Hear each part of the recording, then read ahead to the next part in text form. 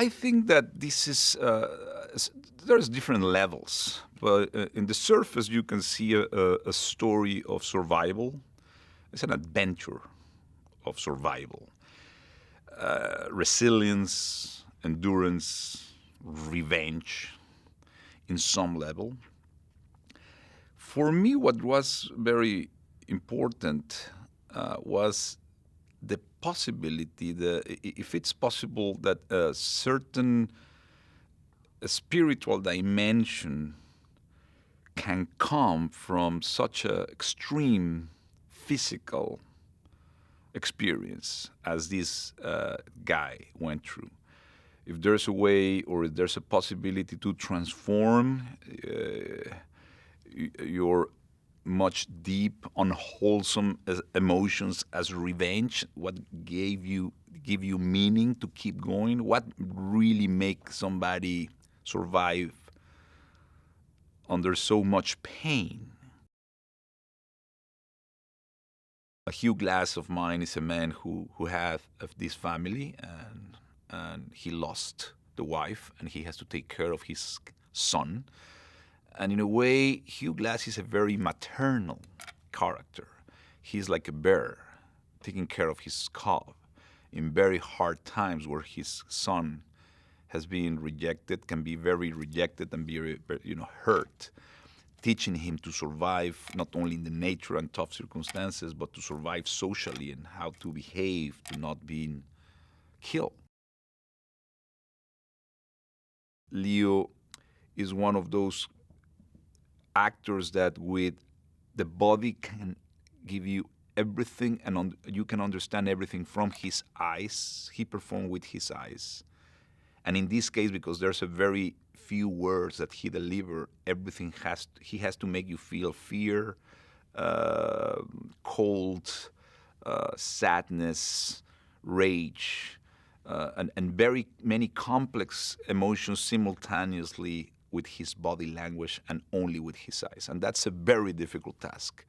So I found it fascinating not only how he really get his character inside, but how physically he relate to that and transmit that, and that it was fascinating.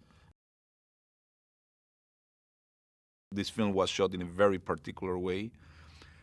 We traveled long hours to get there, a long time for wardrobe and makeup. The light was very, very reduced. It was scarce. 3 o'clock, there was no light. So we have windows of 1 hour and a half to shoot very complex scenes with hundreds of extras or very difficult, intimate emotions in a very small amount window of light and time with very extreme weather conditions. And the way I approached this was with long takes, not many cuts, a very precise choreography, design months in advance, rehearse. So it was like a theater play that suddenly we knew that we have used 1 or 2 times to really do it live, and it will be forever. And so that combination of extreme preparation, and all of us subordinate to that, but at the same time to have just 1 or 2 chances to really perform that forever.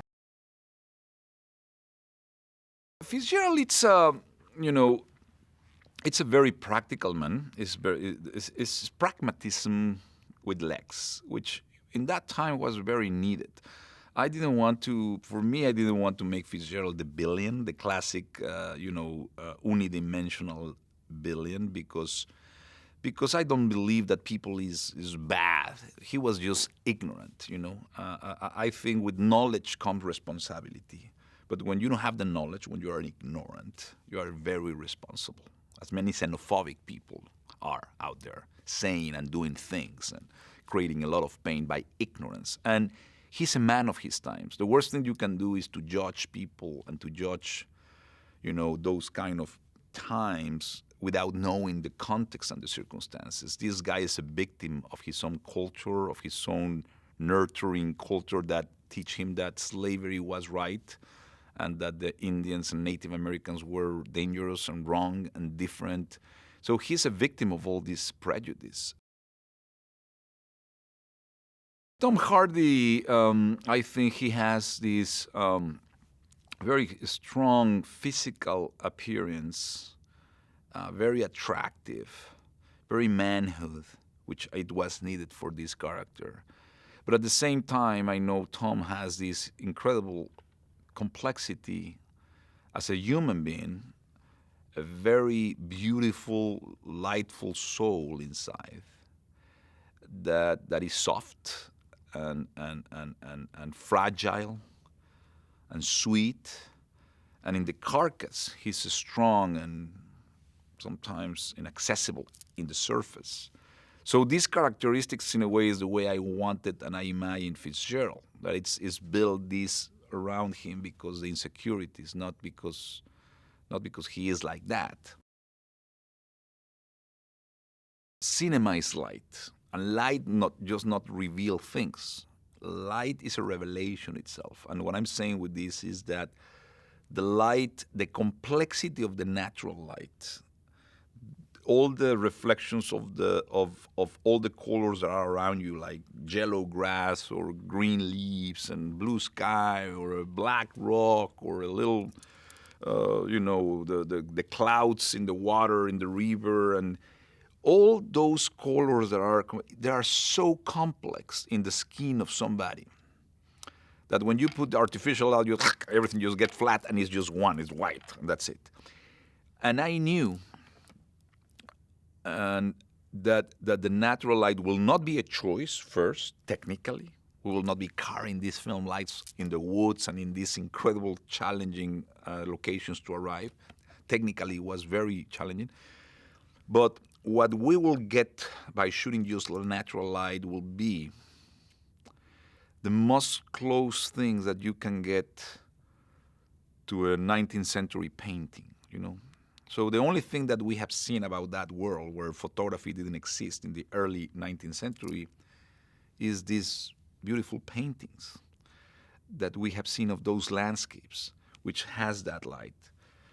And if Birdman was more music and jazz, this film has to do more with dreams and painting. And that's the way I conceive it, and that's the way I see this film. And I think natural light is what it gave you. It gave you a dream sense of being alive.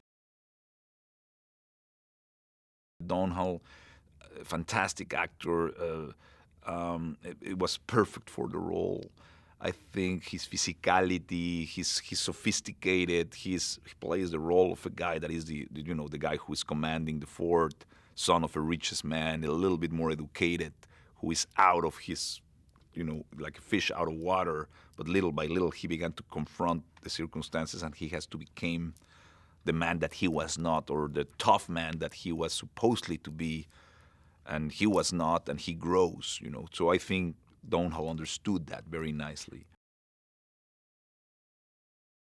I think he distrusts the fact that he related with the Native Americans, that he has a half-breed son. He doesn't trust that he is commanding them in the benefit of all the trappers, but that he probably had another interest. There's a doubt, a profound doubt and dislike of Glass. I think that there's some two levels. One is the revenge. I think the infuriating, the frustration, the rage that somebody took from him what he loved more, which was his son. I think there was a very, very, and I think all human beings, we have that revenge thing that is a trigger, is a motor to get us through difficult times. But what I was telling you in the beginning, but at the same time, I think is behind that, there's a love story whose product is a son who represents the most valuable thing for him and that he has lost with the person that he loved, which was his wife. And I think that love, to have known that deep sense of life and meaning of life, is what kept him going.